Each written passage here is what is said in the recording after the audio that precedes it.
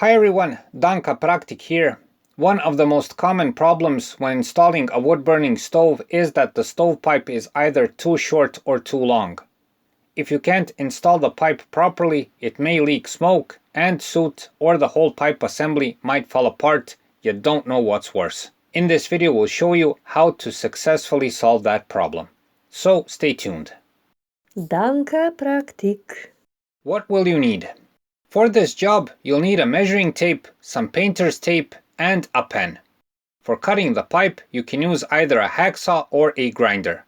The grinder is of course much more convenient, just be sure to stay safe when using it. Of course, you'll need a piece of pipe that you can buy at any better hardware store. How to measure and cut the stovepipe. The issue we had with the stovepipe in our house is a great example of this problem. When we opened the lid of the stove and mounted it to the position we needed, the upper part of the pipe was too short to reach the chimney opening. The solution was an extension of about 8 centimeters. You can't buy this kind of extension, so we had to make our own one. First, we did the measuring of how long the extension had to be. On this part, it's important to account for the part of the pipe that goes into the chimney opening and the link for the next pipe. In this case, the links enter each other about 3 to 5 centimeters on each side, so this has to be considered when cutting so it's not cut too short or too long. This is by far the most common mistake that most people make when doing this job.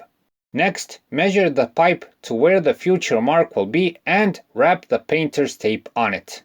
The tape should go half on one side of the mark and half on the other. This is for the future cut that you'll make with the grinder. Now make the precise measurement.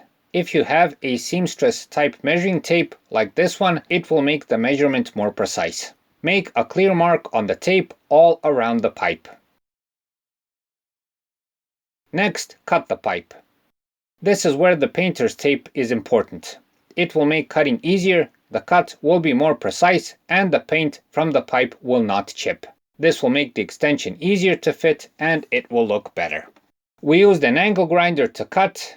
Again, stay safe when using it and be careful. If you're not comfortable using a grinder, you can use a hacksaw, but know that it takes a lot more time and effort.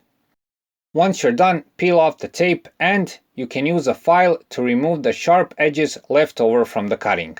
This will make the pipe fit more easier. Now install the extension and carefully push the stove back into place so the extended pipe can properly fit into the chimney opening. Before starting a fire, make sure the pipe fits firmly into the chimney opening so when it heats up it doesn't become flimsy.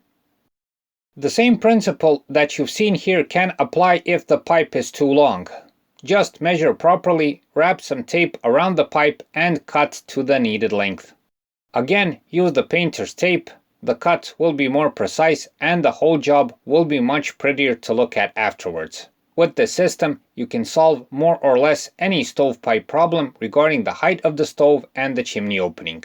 So that's it for this time. We hope the video helps. Please like and subscribe. It's a huge help for what we're doing. Thanks for watching and thanks for your time.